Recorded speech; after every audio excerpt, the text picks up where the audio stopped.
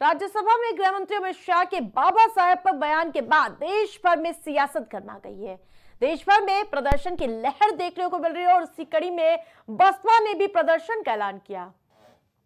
लेकिन बसपा ने प्रदर्शनों को एक अलग रूप में दे दिया। बसपा सुप्रीमो ने और इसके साथ साथ उन्होंने बयान देते हुए कहा कि कांग्रेस और बीजेपी दोनों एक ही थाली के चट्टे बट्टे हैं। इसके अलावा मायावती के भतीजे और उनके उत्तराधिकारी आकाश आनंद ने लोकसभा में विपक्ष के नेता राहुल गांधी, कांग्रेस सांसद प्रियंका गांधी और आम आदमी पार्टी के संयोजक अरविंद केजरीवाल पर हमला बोला है। उनका कहना है कि अमित शाह ने अपने बयान से बाबा साहब का अपमान तो किया था, लेकिन कांग्रेस ने हमारी नीली क्रांति को एक फैशन शो बनाकर रख दिया है। और उसके बाद अरविंद केजरीवाल ने भी बाबा साहब की छवि से छेड़खानी की है। छेड़छाड़ का आरोप लगाया गया और उन्होंने तंज करते हुए कहा कि वोट के लिए बाबा साहब के नाम का इस्तेमाल आजकल फैशन हो गया है। ऐसे में साफ देखा जा सकता है कि बसपा, बीजेपी और कांग्रेस दोनों को ही बाबा साहब के अपमान के लिए जिम्मेदार ठहरा रही है। देखना दिलचस्प होगा कि कांग्रेस के इन प्रदर्शनों पर बसपा के बयानों का आखिरकार असर क्या होता है। तीन अलग अलग तस्वीरें आपको दिखाए, जहां लखनऊ में बसपा का प्रदर्शन हुआ, कानपुर में भी देखने को मिला। इसके साथ साथ मऊ समेत कई जिलों में इस तरह के प्रदर्शन के तस्वीरें सामने आई। ज्यादा अपडेट के साथ कानपुर से संवाददाता जाहिद हमारे साथ जुड़ चुके हैं। माफ कीजिएगा, जहीर हमारे साथ जुड़ चुके हैं। जहीर, जिस प्रकार से आज बसपा का प्रदर्शन देखने को मिला, इसको लेकर क्या कुछ जानकारी सामने आ रही है? जी मैम, बिल्कुल आपको बता दें, जिस तरीके से गृह मंत्री अमित शाह के द्वारा बयान दिया गया है, तब से पूरे देश में जो सियासत है वो गरमाई हुई है।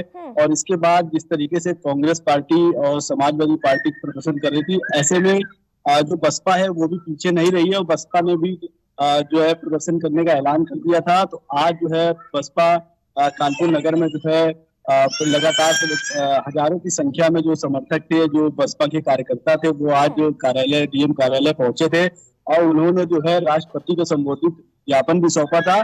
और उन्होंने जिस तरीके से बसपा सुप्रीमो मायावती ने कांग्रेस पर आरोप लगाया है कि ये जो भारतीय जनता पार्टी है और कांग्रेस है, एक ही जो है थाली के चट्टे बट्टे हैं।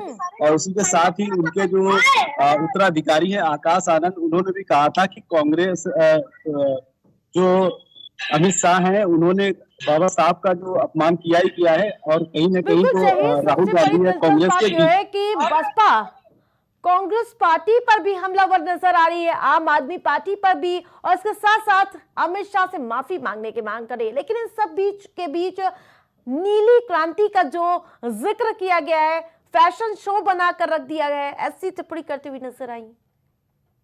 बिल्कुल आपको बता दें, जिस तरीके से राहुल गांधी और उनके तमाम जो है नेतागणों ने नीली टी शर्ट पहनी थी और उसके बाद से जो है इसको नीली क्रांति का नाम दिया गया है। उनके जो उत्तराधिकारी हैं उन्होंने भी इस पे आरोप लगाते हुए कहा है कि कहीं न कहीं जो अमित शाह है उनके द्वारा तो जो अभद्र टिप्पणी की गई है, बाबा साहब का जो अपमान किया गया है, इसके साथ ही साथ कांग्रेस भी जो है कहीं इससे अछूती नहीं है। कांग्रेस ने भी जो है नीली क्रांति, तो नीली टी शर्ट पहनकर कहीं न कहीं जो है बाबा साहब का अपमान किया है। तो जो बसपा है वो कहीं न कहीं कांग्रेस और भारतीय जनता पार्टी दोनों को जो है घेरते हुए नजर आ रही है। और लगातार जो सोशल मीडिया की बात की जाए या ट्विटर हैंडल की बात की जाए, लगातार उन पर जो है वार देखने को मिल रहा है। और लगातार अभी तक तो कांग्रेस और समाजवादी पार्टी के कार्यकर्ता जो थे प्रदर्शन कर रहे थे, लेकिन अब बसपा भी उससे पीछे नहीं है। बसपा भी लगातार इन पार्टियों को घेरती हुई नजर आ रही है। बिल्कुल, एक तरफ बसपा तो घेरती हुई नजर आ रही है, लेकिन बीजेपी भी पीछे नहीं हटती हुई नजर आ रही है। जब अभी सीएम योगी प्रेस कॉन्फ्रेंस कर रहे थे कि उन्होंने कांग्रेस पार्टी ने बाबा साहब का अपमान किया,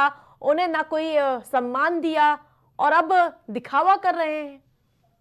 जी बिल्कुल, जिस तरीके से अगर देखा जाए तो कांग्रेस पार्टी के ऊपर भी भारतीय जनता पार्टी जो है लगातार हमलावर है। और लगातार जिस तरीके से वहां विरोध प्रदर्शन भारतीय जनता पार्टी के द्वारा भी किया गया था। और उन्होंने कहना है कि कांग्रेस ने अभी तक जो है जब सत्ता में रही थी तो उन्होंने कहीं न कहीं केवल वोट बैंक की राजनीति की थी और अम्बेडकर का जो नाम है वो केवल वोट बैंक के तौर पर यूज किया गया था। जो सम्मान बाबा साहब अम्बेडकर को बहुत पहले मिलना चाहिए था, वो सम्मान कांग्रेस ने नहीं दिया था।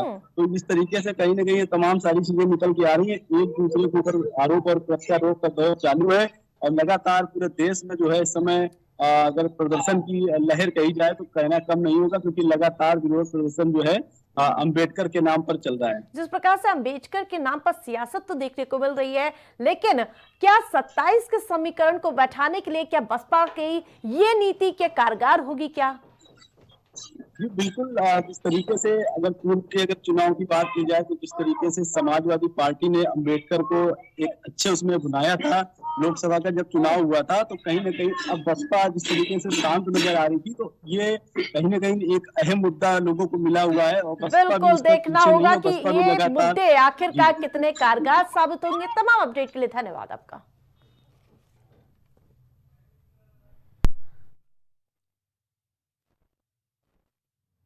4 बजे की 4 बड़ी खबरों में फिलहाल इतना ही। देखते रहिए प्राइम टीवी।